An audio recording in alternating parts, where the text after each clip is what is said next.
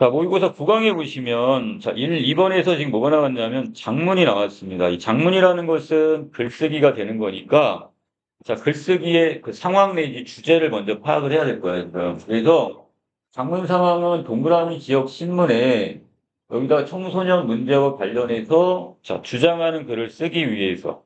자, 요게 바로 이 상황이 되겠네요.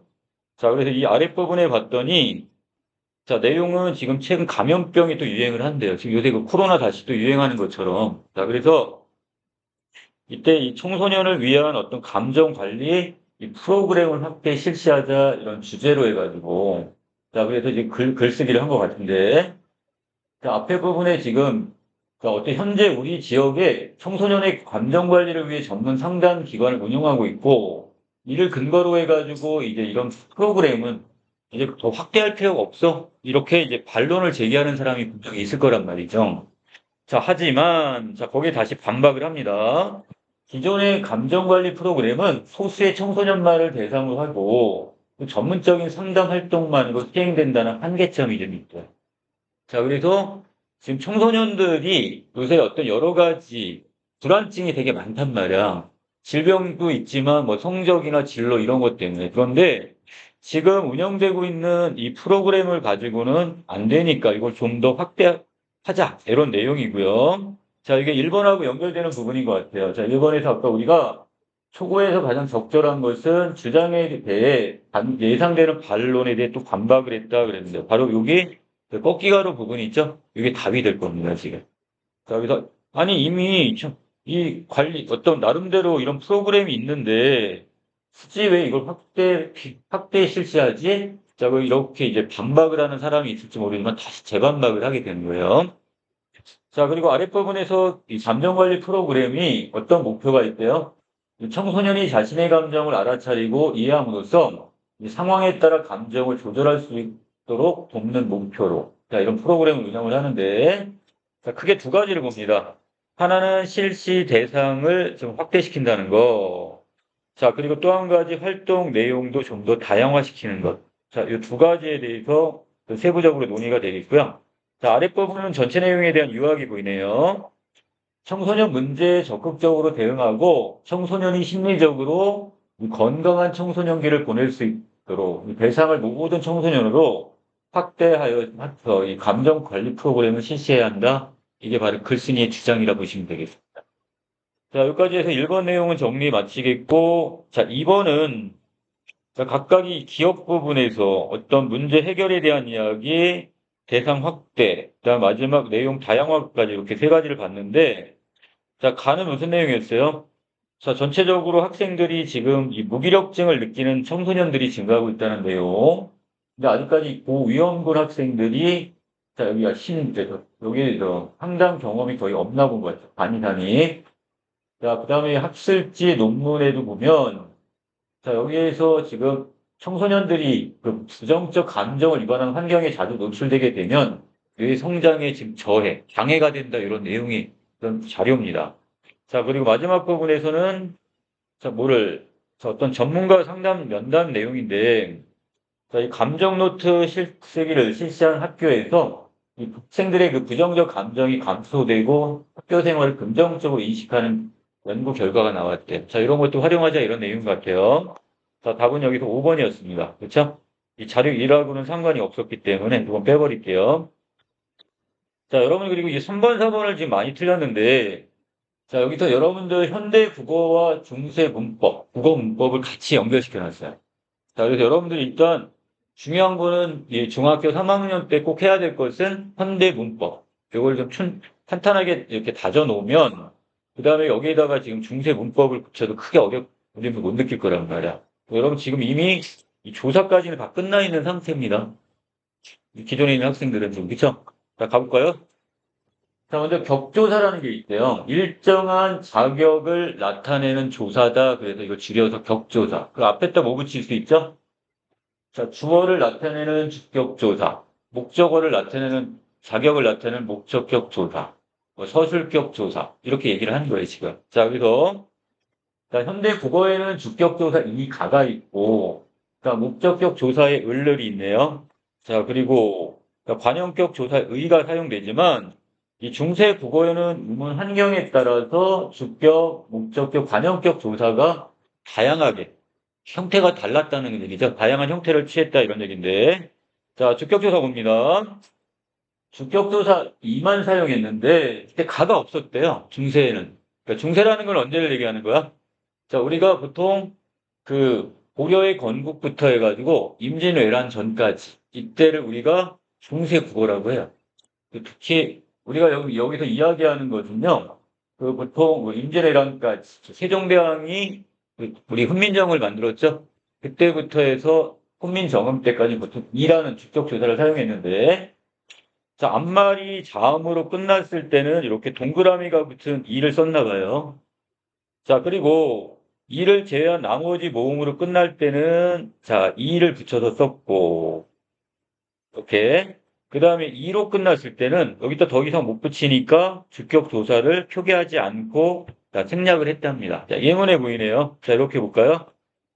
자, 사람 할 때, 자, 이때 미음 받침이 있어요. 자음이 있으면 어떻게 돼요? 이때는 자음이 있으니까 다음에 쓸 때 이렇게 동그라미가 붙은 이 이렇게 주격 조사를 썼다는 얘기고, 자, 비가 내려요 할 때 비는 이때 이 모음이 와 있으니까 자, 이 경우는 지금 어떻게 여기다 다른 이를 또 붙일 수가 없잖아. 그래서 이럴 때는 생략을 한다 이 뜻입니다. 이해되시나요? 자, 그러면 이런 경우도 있겠네요. 자, 여기다 예문 하나 더 써볼까요? 자, 우리가 그 공자 같은 경우 있잖아요. 자, 공자님 할 때, 자, 공자 이렇게 썼는데 옛날에. 자, 플러스 이때는 아무 의문이니까 뭐를 쓸 수가 있어? 그때 이 붙일 수 있죠.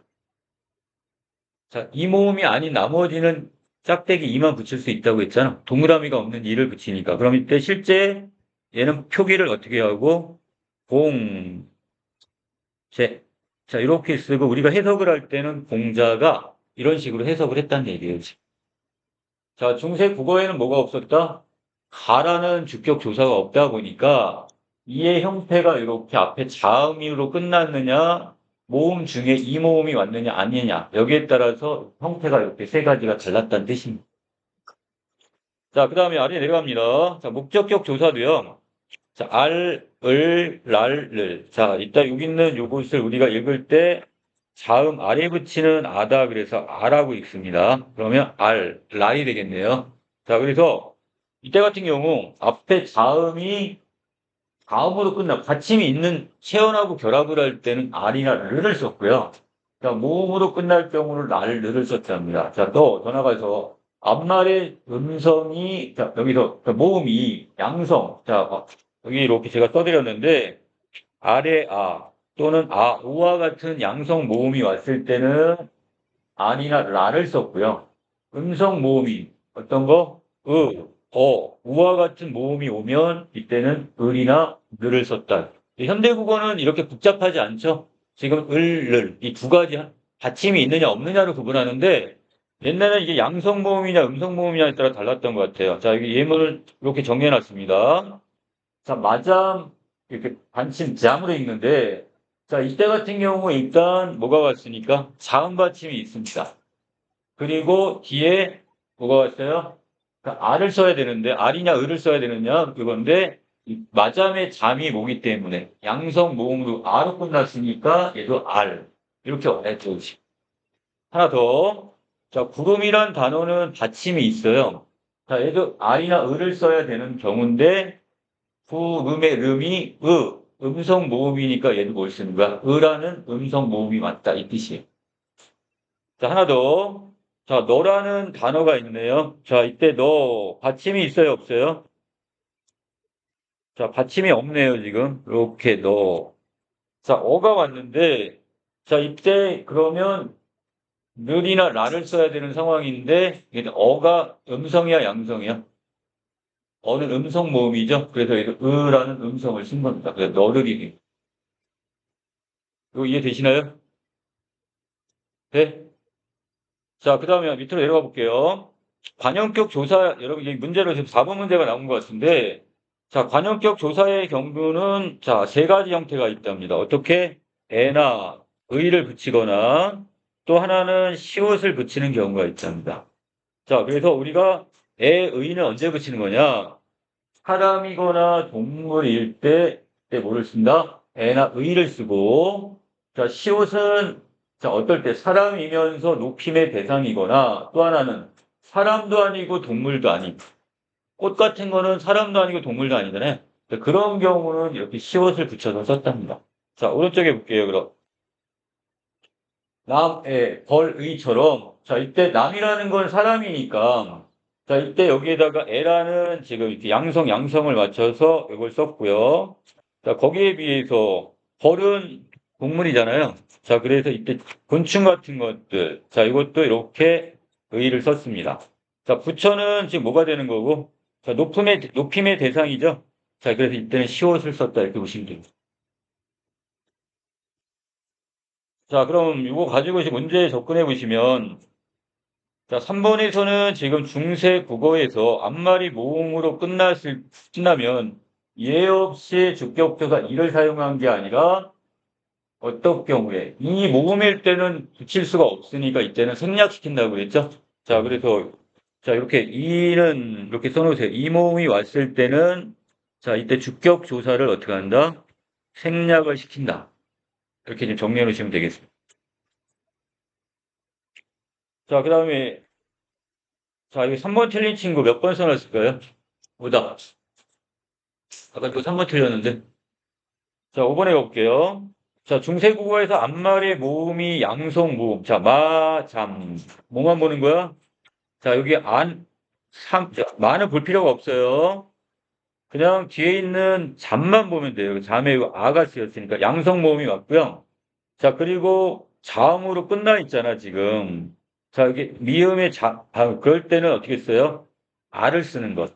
자, 그래서 끝나 목적격 조사로 그래서 아를 쓴다. 맞네요, 지금. 모두 맞춰야 되고, 양성모음과 양성모음도 맞춰야 되고, 아래 자음 받침이 있느냐 없느냐에 따라 R이냐 라르냐 이것도 구분을 해야 되는 거니까. 자, 이건 맞습니다. 자, 4번 부분에 자, 이거는 우리가 관용격 조사를 정리를 했는데 자, 우리가 거북이는 지금 동물이잖아요. 그쵸? 자, 동물이니까 얘는 뭘 써야 되겠어? 일단 애 아니면 의 둘 중에 하나를 써야겠네요. 동물이니까. 자, 하늘은 동물도 아니고 사람도 아니죠. 자, 그러니까 얘는 당연히 뭘 써야 되겠어요? 시옷을 써겠죠. 자, 그러면 붓할 때 뭐만 보면 돼? 아, 붓은 여기서 음성이네요. 자, 음성 모음이 왔으니까 얘도 음성을 써야 되는 거니까 자, 이때 애를 쓸 수가 없이 뭐를 갖다 쓴다? 음성에 해당되는 자, 이 의를 갖다 쓰면 되는 겁니다. 이해되세요? 이게 여러분들 이제 고등학교 올라오시면 이때 다시 한번 중세국어 문법 할 때 이때 또 한번 해야 돼요, 지금. 자, 이 정도. 아, 관용격 조사는 세 가지 형태가 있는데 이게 사람이냐 동물이냐 그것도 아니냐 여기에 따라 이게 달라진다. 이거 이제 구분하시면 되겠습니다. 자, 답은 1번 체크해 놓으시고 있고요. 자, 5번, 9번 가볼까요? 자, 여러분들 이게 경제 파트에서 좀 많이 틀렸던데 자, 여기서 완전 경쟁 시장에 대한 이야기를 하네요. 자, 완전 경쟁 시장은 많은 수의 수요자와, 그러니까 소비자로 바꾸시면 빠르겠네. 소비자와 공급자, 여기 공급하는 사람은 누구야? 공장에 많은 기업이죠.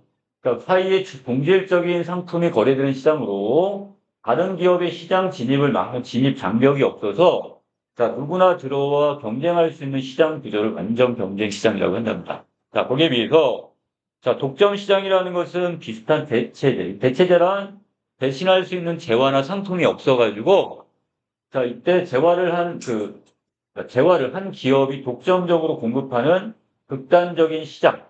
자, 이것은 지금 자원의 희소성이나 기술적 우월성 등을 인해서 자, 진입장벽이 존재하는 시장 구조. 진입장벽이 있다는 건 아무나 이곳에 시장에 내가 뛰어들 수가 없단 말이에요, 지금. 자, 그래서 이 자원의 희소성하다는 것은 이게 충분히 많지가 않아. 그래서 그 회사에서만 이걸 오로지 만들 수 있어요. 예를 들어 이런 거죠. 요새 지금 갑자기 코로나가 지금 막 또 다시 터진다며 지금 증가폭이 크다며. 근데 지금 뭐가 필요하냐면 그걸 이제 키트가 있는데 검진을 했어. 치료약이 바로 투입이 돼야 되잖아요. 이걸 처방을 받아야 되는데 갑자기 이게 모자라요, 지금. 근데 이걸 만들 수 있는 회사는 제약회사 거기밖에 없죠. 다른 특정한 회사밖에 없으니까 이때 어떻게 되겠어? 그런 경우는 대체제가 없으니까 이런 시장이 바로 독점 시장이 돼버리는 거죠. 자, 밑에 갑니다. 자, 완전 경쟁 시장에서는 경쟁자가 다수이기 때문에 개별 공급자와 수요자가 가격에 영향을 미치기가 어려워요. 자, 이거는 각각 한 사람이 이 가격을 내가 이걸 올렸다 내렸다를 마음대로 할 수가 없단 말이야. 이때 기업은 가격 수용자다. 수용한다는 건 뭐야? 그냥 받아들여야 되는 거야. 시장에서 형성된 가격을 그냥 받아들이는 게 바로 여기 가격 수용자로서의 기업입니다. 또한 제품을 여기 한 단위 더 판매함으로써 추가로 얻게 되는 한계 수익은 일정하고요. 이 가격과 거래량도 수요와 공급이 일치하는 지점에서 결정될 수밖에 없다. 반면, 자, 이렇게 끊어봅시다. 독점 시장에서 기업은 가격 결정자로서 시장 가격을 조정할 힘을 가지고 있고, 자, 이를 통해 이익을 더 극대화시킬 수 있어요. 자, 독점 시장은 나밖에 그 물건이 없어. 그럼 내가 가격을 어떻게 해요? 물건을 많이 만들어낼까요? 적게 만들어낼까요? 가격을 비싸게 받으려면? 많이? 그런 사람은 가게 안 해도 돼요. 하면 안 돼요. 보세요. 내가 예를 들어서 우리 가게에서만 어떤 빵을 만들 줄 알아요. 단팥빵을 만들 줄 아는데 이거를 시장에 많이 만들어 놓으면 가격이 올라갈까요? 떨어질까요? 시장에 내가 갖고 있는 물건이 많아지면 그만큼 가격은 내려가는 거야. 근데 예를 들어서 빵을 하루에 딱 다섯 개씩만 만들면 살려는 사람은 10명, 20명이면 어떻게 되겠어? 서로 내가 돈을 조금 더 줄 테니까 나한테 파세요 할 테니까 그 양이 적으면 상품의 양이 적어지면 독점 시장에서 얘기하는 거야. 그러면 전체적으로 가격은 올라가겠죠. 그럼 이 독점 시장에서는 물건을 많이 만들 생각을 안 하겠네요. 어디까지 판매를 해야지, 몇 개를 생산을 해야지 가장 이득을 볼 건지 그 지점을 찾아내려고 할 거야. 그리고 그 이상은 생산을 안 할 거란 말이죠. 이게 독점 시장입니다. 자, 그래서 독점 시장 기업은 이윤 극대화를 위한 가격과 그다음에 생산량을 어떻게 결정하느냐. 자, 이건데 자, 시장의 유일한 공급자인 독점 시장이 기업이 생산량을 줄이면 시장 가격이 상승하면서 물건값이 올라간다는 얘기야. 자, 반대의 경우는 시장 가격이 하락하게 됩니다. 자, 예를 들어서 100만 원짜리 하나를 판매하는데 생산량을 하나 더 늘려서 옛날에는 한 사람 팔았는데 두 개로 늘렸어요. 생산량을. 그렇게 되면 어떻게 된대요? 이전보다 가격을 낮춰 팔아야 됩니다. 자, 왜? 왜? 지금 물건이 두 개씩이나 생겼으니까 100만 원을 다 받을 수가 없나 봐.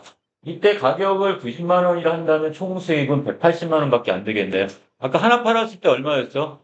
한 대는 100만 원에 팔 수 있으니까 100만 원을 받으면 되는데 두 대로 상품이 늘어나다 보니까 얘를 100만 원을 못 받으니까 90만 원씩으로 다운해서 팔 수밖에 없어요. 그러면 90만 원 곱하기 두 대니까 180만 원이 되는 거죠. 한 대 팔았을 때는 100만 원인데 두 대 팔 때는 90만 원씩 해갖고 180만 원밖에 못 받게 되는 거야. 자, 그러면 이때 한 단위를 더 판매했을 때 추가로 얻게 되는 수입은 얼마가 되는 거야? 100만 원에서 180만 원이 됐으니까 80만 원이 되는 거야. 이거 이해되셨죠? 자, 그리고, 자, 그래서, 즉, 독점 기업이 생산량을 늘리게 되면 종전 판매 가격도 함께 낮춰야 하기 때문에 독점 기업의 한계 수입은 가격보다 항상 낮아질 수밖에 없습니다.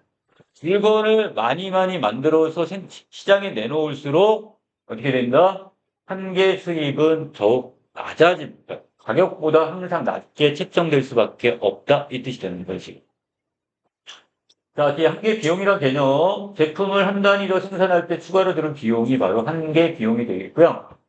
자, 여기서 만약 한계 수입이 한계 비용보다 높으면 이때는 자, 어떻게 되는 거야? 한 단위를 더 생산해서 얻는 수익이 비용보다 많다면 더 만들어서 팔면 되지만, 자, 이 빨간색 부분에 보세요. 한계 수익과 한계 비용이 일치하는 지점에서 최적 생산량이 결정이 된대. 반대. 수입보다 비용이 많아져 버리면 이거는 결국뭐야? 만들어서 파는 게 점점 손해야. 이렇게 하지 말고는 어떻게 돼요? 빨간색 부분이죠? 들어오는 한 단위를 더 늘렸을 때 들어오는 수입과 그다음에 내가 지출하는 비용이 일치하는 지점이 생길 거예요. 그 부분에서 내가 최적 생산량을 결정해야지 내가 최고 이익을 볼 수 있는 거야지. 자, 밑으로 내려갑니다. 또한 뭐를 고려해야 되는데, 최대 지불 용의 가격을 고려를 해야 됩니다. 자, 이게 뭐냐? 수요자가, 달리하면 소비자가 최대로 지불할 수 있는 금액이 최대 지불 용의 가격이 되는데, 자, 이처럼 독점 시장에서 기업은 시장 가격의 상승을 유발해서 수요자에게 부정적 영향을 끼칠 수가 있고요. 자, 시장의 비효율성을 유발하게 돼요. 왜? 독점 시장에서 이 독점 기업이 가격을 자기 마음대로 생산량을 막 자기 마음대로 조정함으로써 가격을 올렸다 내렸다 하면 그러니까 가격 수요자들은 거기에 대해 불안할 수밖에 없고 전체적으로 부정적인 영향을 끼칠 수밖에 없습니다. 자, 남당합니다. 그래서 자, 이런 독점 규제 및 공정 거래를 법률로 막아요, 지금. 자, 이런 게 바로 공정 거래법이라고 하는데, 자, 이건 시장 지배적 지위 남용이나 부당한 공동행위 등 경쟁 제한 행위로 인해서 일정한 피해가 초래하는 경우에 이를 규제하는 폐해 규제주의. 자, 이것을 취하는데, 자, 먼저 시장 지배적 지위 남용이 뭐냐? 자, 남용이란 말 자체를 일단 아셔야 될 것 같아요. 지우야, 남용이란 자기가 어떠한 권한보다도 더 많이 쓰는 것, 함부로 쓰는 걸 남용이라고 해요. 자, 그래서 자기가 갖고 있는 지위보다 그 권력이나 이런 것을 함부로 남용해서 썼다, 함부로 썼다 이런 뜻인데 거래 상대방으로부터 독점적 이익을 과도하게 얻는 착취 남용과 자, 또 하나는 경쟁 사업자의 사업을 방해하는 장애 남용이라는 걸 두 개로 나눠놨습니다. 자, 먼저 착취 남용은 정당한 이유 없이 상품 가격이나 용역 대가를 변경하거나, 자, 용역이라는 것은 어떤 노동력 같은 거 있죠? 이 대가를 변경하거나 출고량 조절로 시장 가격의 상승이나 하락에 대한 중대한 영향을 끼치는 것. 자, 이게 착취 남용입니다. 자, 자기 회사에서 물건을 더 만들거나 독자니까 혼자밖에 없으니까 그러니까 독점을 하다 보니까 또는 지금 용역, 노동력의 대가 같은 거를 줄 때, 이것도 자기 마음대로 이렇게 좀 낮추거나 이렇게 해서 줘버려요. 자, 또 하나는 방해 남용은 자, 시장 지배적 사업자와 경쟁 관계에 있는 다른 사업자, 이 사람들이 부당하게 이 사람들을 방해하는 겁니다. 그 신규 경쟁 사업자가 시장에 진입할 때 못하게 하는 거, 막아버리는 거야. 자, 이런 것들은 방해 남용이 되겠습니다. 자, 그리고 이때 자, 여기 있는 이 방해 남용의 지금 이걸 다시 두 개로 나눴네요. 약탈적 가격 설정과 또 하나는 배타 조건부 거래가 있는데, 약탈적 가격 설정은 자, 상품 또는 용역을 통상적인 가격에 부당하게 낮은 대가로 공급하거나 높은 대가로 구매해서 경쟁 사업자를 못 들어오게 막아버리는 거야. 자, 예를 들어 이런 거죠. 들어온 신규 사업자들은 어떤 물건의 가격을, 예를 1,000원 밑으로는 얘들은 절대 판매를 못 해요. 근데 일부러 여기 오래된 그 독점 기업이 그거보다 다운시켜갖고, 막 1,000원 밑으로 해갖고, 우리가 줄 테니까 얘네하고 거래하지 마. 막 이렇게 막아버리면 그 신규 사업자들이 못 들어오게 되는 거야. 자, 베타 조건부 거래는 다른 경쟁 사업자와 거래하지 않는 조건으로 거래 상대방에게 나름대로 상대방 거래하는 거로 자, 이 경우에 시장 지배적 사업자의 일방적 강제 요구뿐만 아니라 합의를 결정한 경우도 그냥 거기에 직접적으로 사인하지 않고 합의만 했더라도 모두 그것이 뭐야? 시장 지배적 사업자에다 집어넣게 됩니다. 자, 또한 여기서 공정거래법에서 사업자의 부당한 공동행위 또한 제한되고 있는데 이거 카르텔이란 말을 쓰네요. 자, 그래 이때 같은 경우 가격이나 생산량, 거래 조건, 입찰 내용들을 서로 합의해가지고요. 지들끼리 담합을 해버리는 거예요, 지금. 자, 그래서 명시적으로 합의해야 하는 것뿐만 아니라 그러니까 눈에 보여지는 서류 같은 걸로 직접 작성하는 것뿐만 아니라 묵시적으로 그냥 서로 모르게 자기들끼리만 이렇게 암묵적으로 합의를 하는 것도 다 포함이 됩니다. 그러니까 이런 담합은 사업자 간의 은밀하게 이루어진 경향이 말하 위법성을 입증하기 어렵긴 하지만 자, 이게 만약에 실행되지 않더라도 이러한 부당한 공동행위가 있다고 성립한 것으로 인정을 하면 자, 이거 처벌을 받게 됩니다. 자, 시정 조치를 명하거나 또는 과징금을 부여해서 이 독점 기업의 횡포를 막게 되는 거예요, 이 시간. 자, 이 중에 여러분 5번을 틀린 친구 아까 있었는데 다 고쳤을 것 같아요. 자, 적절한 거 찾으라고 그랬죠?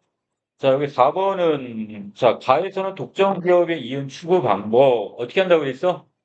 자, 무조건 많은 생산량을 내는 게 아니라, 자, 한계 수입과 한계 비용을 일치하는 지점을 찾아서 적정하게. 자, 이 방법을 쓰고요.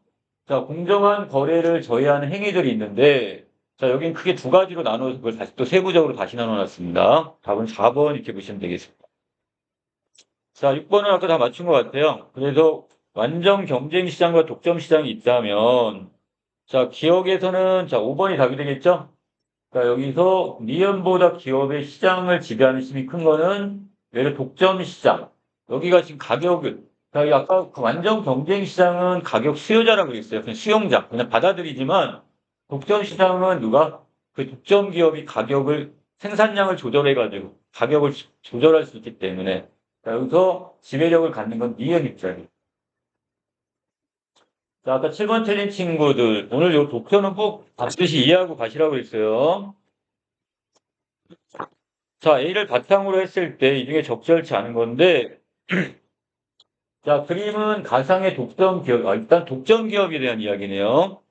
갑이 생산하는 제품의 가격과 생산량을 그래프로 그렸는데, 자, 한계 수입 곡선, 자, 한계 수익선, 한계 비용 곡선이 보입니다.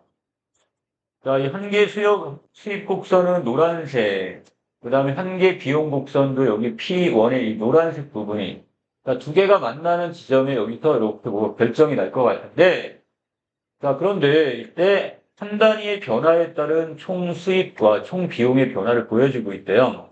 자, 여기는 수요 곡선은 제품에 대한 수요자의 최대 지불 용의를 나타낸대요. 자, 그러면 만약에 이 수요 곡선에 따라서 이걸 만약 생산량을 조절하게 되면 Q1이 적절할 것 같은데 이걸 조금 더 이윤을 추구하기 위해서 만약에 생산량을 이렇게 늘려버려 Q2만큼 늘리게 되면 이때 뭐하고 만나는 한계 비용 곡선과 뭐가 만나는 여기는 파란색 이 수요 곡선이 만나는 지점 바로 이 지점에서 뭐가 형성이 되는 거야? 이게 가격이 새롭게 형성이 되겠죠. 말 되나요? 자, 그래서 원래는 지금 가격이 어디였었는데 Q1만큼만 생산을 하면 여기 P2의 가격이 형성이 됐을 텐데 이거를 생산량을 Q2만큼 늘리다 보니까 가격이 P1으로 떨어질 수밖에 없어요. 아까 얘기했었죠? 이게 점점 생산량을 많이 늘릴수록 독점 시장에서 늘릴수록 가격은 처음보다 더 많이 받을 수가 없어요. 그 더 많은 제품을 판매를 해야 되니까. 그래서 이렇게 떨어질 수밖에 없는데. 자, 그렇다면 답이 몇 번으로 가야 됩니까? 7번의 오답은? 2번인가요? 이거 그대로 유지할 수가 없죠. 왜? 가격이 떨어진다면 그만큼 이윤도 떨어질 수밖에 없는 거니까. 그래서 이게 오답이 돼버렸어요. 자, 답은 P2에서 P1으로 낮춰서 공급을 하게 되면 그만큼 이윤은 떨어질 수밖에 없다. 그대로 유지가 되는 게 아니다. 이렇게 보시면 돼요. 자, 8번 틀린 친구도 있었어요. 자, 요거는 이렇게 정리하고 넘어갑니다. B사의 반도체를 구매하지 않겠다는 약속의 대가로 상호 합의를 하고 그 일정한 대금의 일부를 돌려줘서 이제 베타 조건부 거래가 되는 겁니다. 베타 조건부 거래. 자, 그리고 사례 2는 지금 누구 C사하고 D사가 되게 친한가 봐. 그래서 D사가 낙찰받게 하기 위해서 일부러 자기는 터무니없이 높은 가격을 써서 올려놨어요. 그러니까 당연히 자기는 떨어지고 D사가 당연히 어떻게 입찰이 될 수 있도록 밀어준 거란 말이야. 자, 이런 건 뭐야? 부당한 공동행위. 이렇게 보시면 되겠지. 자, 그래서 여기 적절치 않은 거의 답은 여기서 보기죠. 약속을 하고 만약에 실제 입찰 과정에서 이를 실행하지 않더라도 이미 모를 냈기 때문에 자, 여기는 입찰 당함만 하더라도 어떻게 한다고 했어요? 자, 이것은 부당한 공동행위로 인정한다 이렇게 얘기했죠. 그래서 이것 때문에 나름대로 제재를 받게 되는 거예요. 자, 답 4번. 자, 9번은 여러분들 문맥적인 의미를 물어보는데 이건 어휘가 약한 학생들이 이런 문제를 틀려요. 자, 여기서 가까운 걸 찾아라 그랬는데 이걸 지금 한자어나 이런 다른 우리말로 좀 바꾸는 것들 중에서 자, 가장 A에 보시면 자, 동그라미 A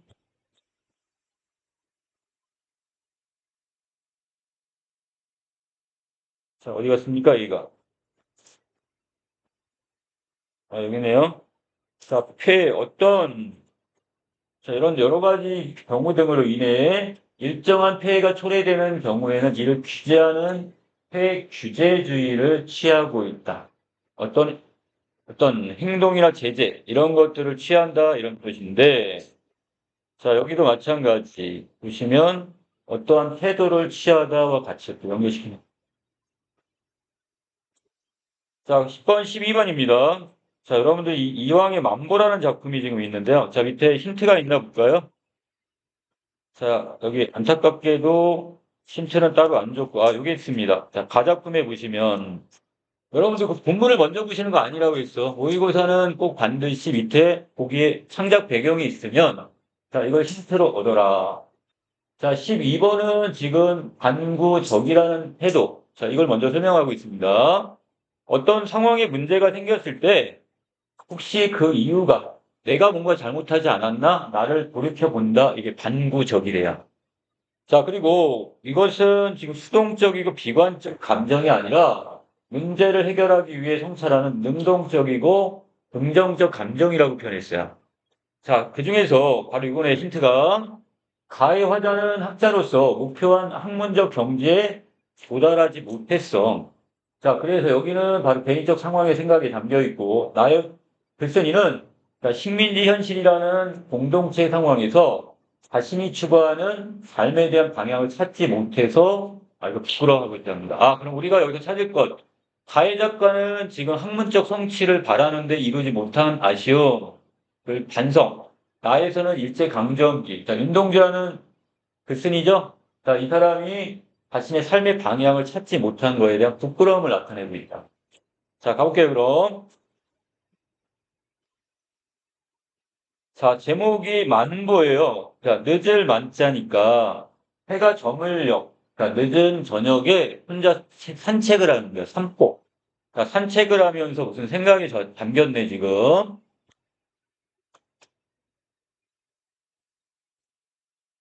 자, 어떤 학생이 이걸 물어봤어요. 선생님, 이거 일일이 다 해석해야 되나요? 여러분들은 지금 아직까지 중학생이야. 고등학교 2학년 수준에 이걸 다 해석할 수도 없을 뿐더러 중요한 거는 줄거리를 잡는 게 더 중요해요. 그래서 이 안에서 핵심적인 키워드만 찾고 줄거리가 뭔지 정도. 그래서 여러분들이 그래도 반드시 거기에 힌트가 되는 걸 여러분들이 그걸 찾아내서 그걸로 문을 따고 들어가셔야 돼요. 자, 보시면 읽기를 자주 해서 이리 어지럽게 뽑아놓은 책들을, 책이 일단 나왔어.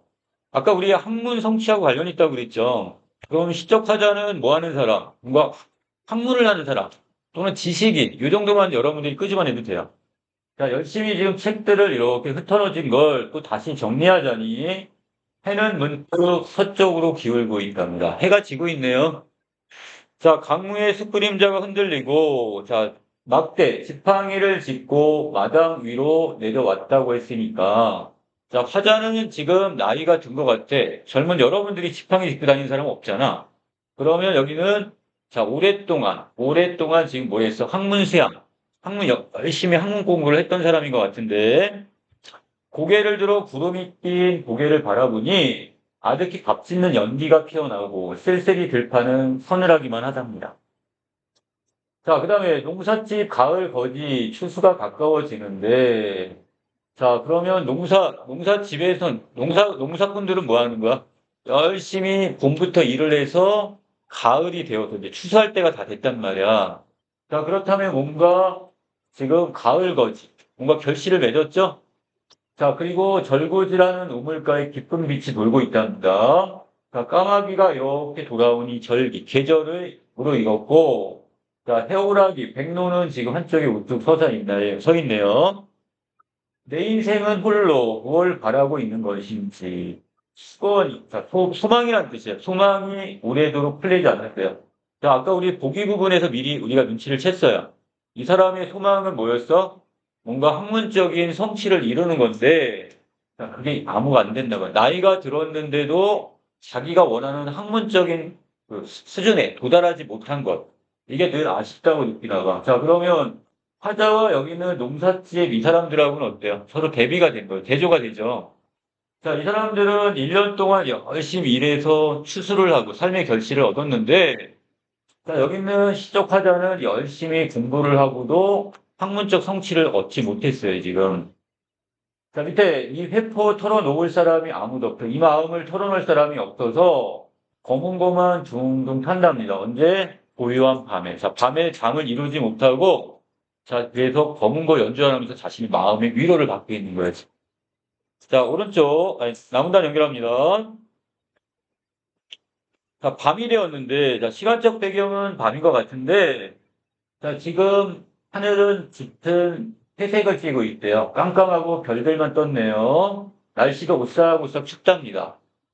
자, 그리고 나서 그 육중한 기류 가운데 자조, 스스로를 조롱하는 한 젊은이가 있대요. 바로 누굴까요? 그를 나라고 불러주자고 했으니까 자기 자신이네요. 자, 화자는 지금 깊은 밤에 잠을 이루지 못하고 뭔가 어둠 속에서 혼자 스스로를 조롱하고 있습니다. 자, 아까 이거는 왜 그런다고 그랬죠? 시대적 배경이 언제라고 했죠? 아까 우리 보기에서 봤잖아. 일제 강점기니까. 그러니까 지식인으로서, 윤동주 지식인으로서 아무것도 자기가 하는 일이 없다고 느껴지는 거야. 무기력하게 느껴지니까 자기 스스로를 조롱하는 거야. 자, 나는 이 어둠에서 배태되고, 자, 배태라는 말은 잉태. 엄마가 여러분들을 뱃속에 이렇게 잉태한 것처럼 이 어둠에서 생장을 하여 자라가지고 어둠 속에 그대가 생존하나 보다. 이제 내가 갈 곳이 어딘지 모르던데요. 자, 화자는 방향감을 잃어버렸어요, 지금. 자기가 지식인으로서 이 시대에 어떤 일을 해야 될지 이런 방향 감각을 다 잃어버렸나 봐. 너무 야약하기만 해. 자기가 봐도 초췌하고요. 얼핏 생각하기에 내 바닥을 반드시 받들어주는 것도 없고, 그렇다고 내 머리를 각박이 내려 누르는 것 아무것도 없는 듯하고. 근데 나는 왜 자유롭지가 못한지 모르겠대요. 그리고 하루살이처럼 늘 허공에 떠다니는 한 점에 지나지 않는데, 너무 자기를 비하시키네요.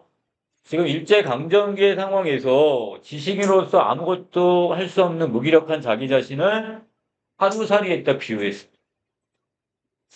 자, 밑에 이 점의 대칭 위치에 또 하나의 다른 밝은 초점이 도사리고 있는 듯 생각된대요.